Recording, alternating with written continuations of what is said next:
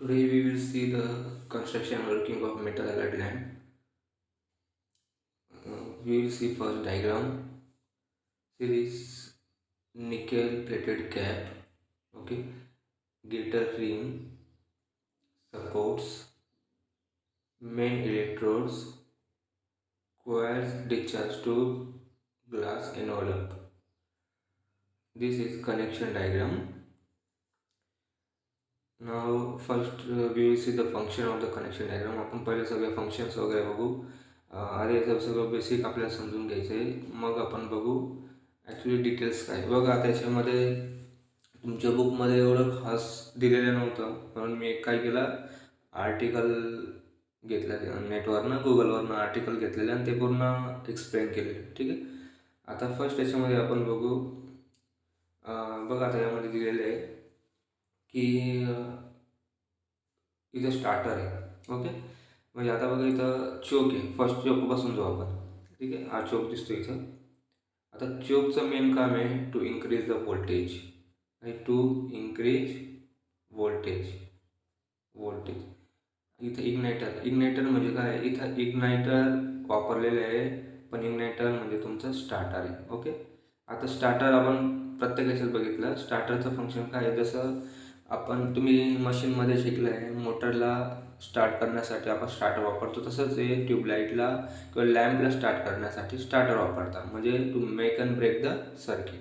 Okay, तर हे याचं प्रिन्सिपल आहे. त्याच्यानंतर हा कॅपॅसिटर यूज केला आहे आपण पॉवर फॅक्टर इम्प्रूव्हमेंट करण्यासाठी, आणि हा तुमचं काय दिलेलं आहे, lamp. First I explain again. Choke to increase the voltage, igniter same as a starter to make and break the circuit, power factor is used for to increase the power factor. Okay, त्याच्यानंतर आता इथं बघू आपण diagram करूया. एक मिनटं मी सगळं clear करतो.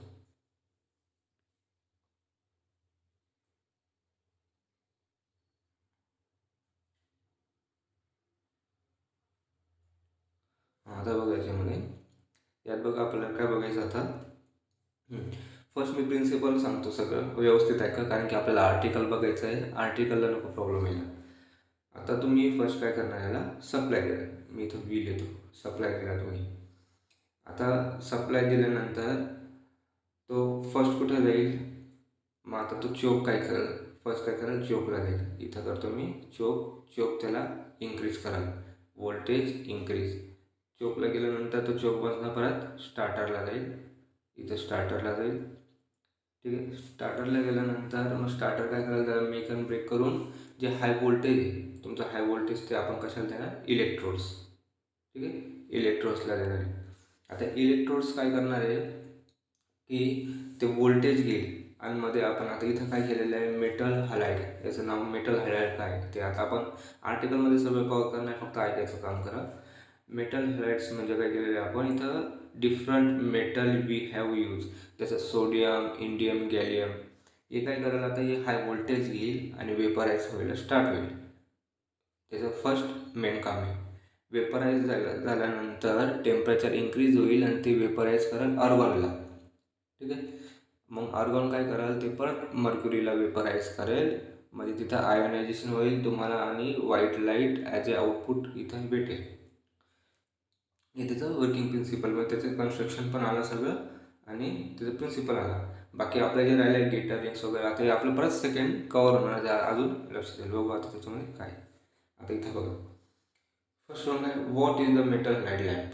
ठीक आहे, metal hide lamp is special type of arc discharge lamp that works on arc stream.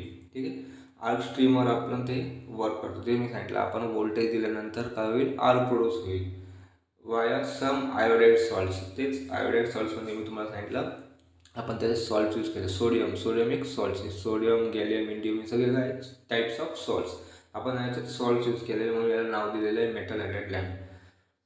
एलॉंग with argon gas and mercury. मी तुम्हाला सांगितलं आर्गॉन गॅस, मर्क्युरी. याच्यात आपण काय काय यूज केलं आहे, iodide salts, argon gas, mercury. Vapour pressure at 7 millimetre with arc tube. आता हे 7 मिलीमीटर आहे. ठीक आहे, टेम्परेचर बघा 1000 K, खूप हाय व्होल्टेजला ऑपरेट होतो हा लॅम्प, 1000 K. ठीक आहे, केल्विन, 1000 केल्विन. नंतर who invented metal halide lamp? Doctor Reiling had discover metal halide lamp in 1960. After that, what is the constructional feature of metal halide lamp? Metal halide lamp consists of glass bulb. आता glass bulb मध्ये पण to envelope आहे, outer envelope, inner envelope. Arc tube ज्याच्यामध्ये coils arc, त्यामध्ये काय होतं की arc produce होतो, त्याला म्हटलेलं arc tube. Electrodes, auxiliary electrode with high resistance. Electrodes auxiliary म्हणजे दोन इलेक्ट्रोड्स असतात, एक स्टार्टिंग इलेक्ट्रोड एक ऑक्झिलरी इलेक्ट्रोड्स. तर electrodes with high resistance. High resistance हे फॉर प्रोटेक्शन ऑफ हाय व्होल्टेजसाठी आपण याला काय करतो, design for high resistance.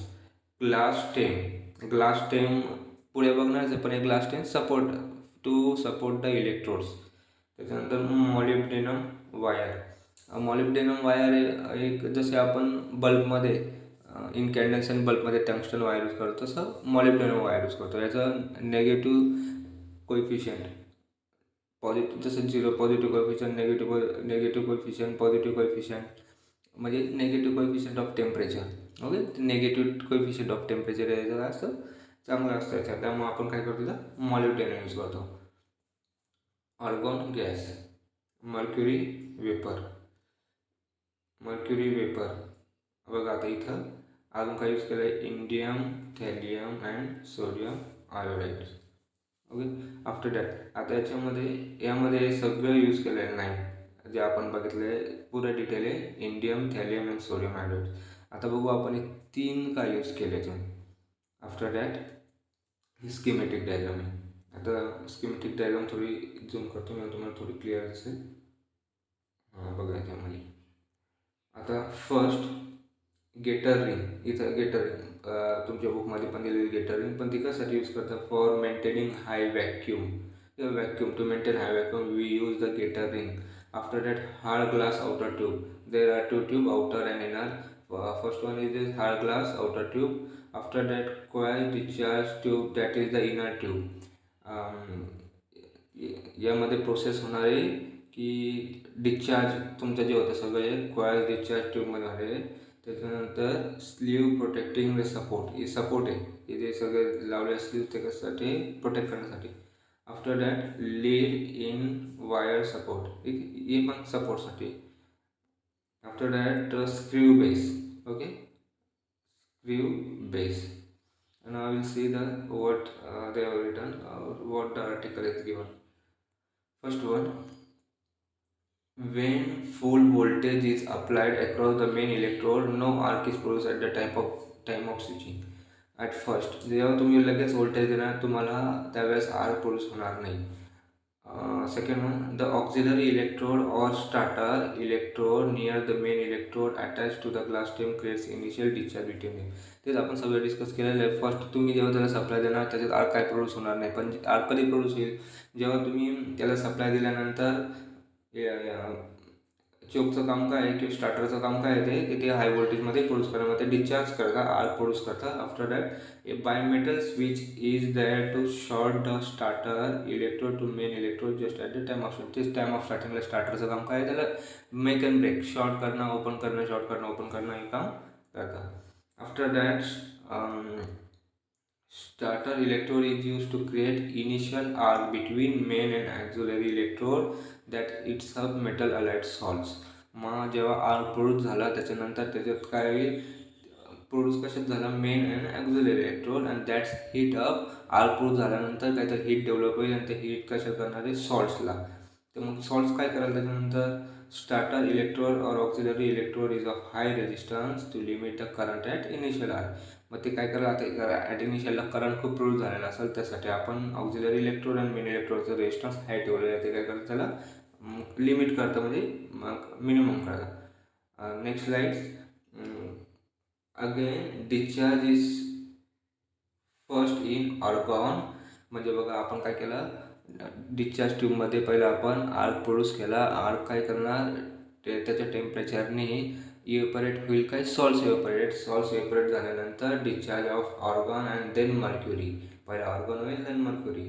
Small amount of mercury vapor helps to maintain the arc formation between main electrode to metal halides vapor one by one. मग मर्क्युरीपर्यंत first argon होईल, नंतर mercury होईल, त्याच्यानंतर मग ते स्टॅब्लिश होईल, maintain arc formation between main electrodes and auxiliary electrodes. After that, they have given to reach up to the full light output, this lamp takes 5 minutes. एवढं सगळं प्रोसेस होण्यासाठी टाईम लागतो. फर्स्ट आता मग आर्क प्रोड्यूस झाला, arc सॉल्सला temperature देईल, evaporate करेल. त्याच्यानंतर ते इव्हॅपोरेट झाल्यानंतर सॉल्ट्स इव्हॅपोरेट झाल्यानंतर मग त्याचं वेपरायझेशन होईल. वेपरायझेशन झाल्यानंतर मग ते परत तुम्ही कशाला देणार, ऑर्गॉन गॅसला देणार. मग ऑर्गॉन गॅस मर्क्युरी इव्हॅपोरेट करेल. ते सगळं होता होता तुम्हाला किती 5 मिनिट जाणार आहे. त्याच्यानंतर after that we will see in the off condition of the lamp metal iodides, that is indium, thallium and sodium iodides used inside the lamp are present on the bulb wall.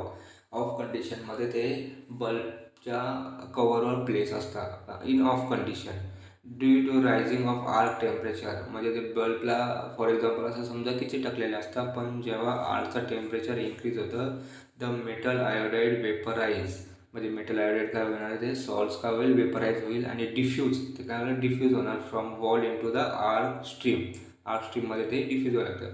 Then ते dissociate and will free metal and iodide atom almost like the fashion. The mercury atoms inside the bulb are excited and ionize, म्हणजे mercury मग त्या ॲटममध्ये काय होईल, excite होईल आणि लास्टला ते आयोनाइज व्हायला स्टार्ट होणार. After that, generally all iodide salts do not get vaporized at the same time in metal halide lamps, so stepwise the process of vaporization.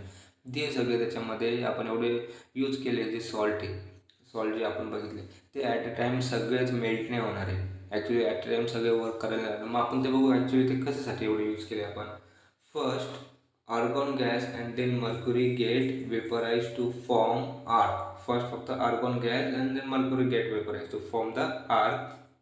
Only indium get vaporized. First word, only indium get vaporized first to form blue sheet around the mercury arc.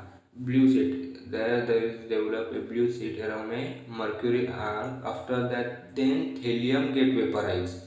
First indium, then thallium vaporize oil and it forms yellow sheet. First we will get blue sheet, after that blue sheet around the thallium. Finally sodium iodide get vaporized and it makes the lamp very sensitive to changes in the lamp wattage. Okay. Third one called finally sodium iodide get vaporized and it makes lamp very sensitive to change in the lamp wattage. But what is the color? Lamp will be deficient in yellow and red. First one, again we will see what is the first color. Here blue sheet, first one is blue sheet, second one is yellow sheet, and what is the third one? Again yellow and red.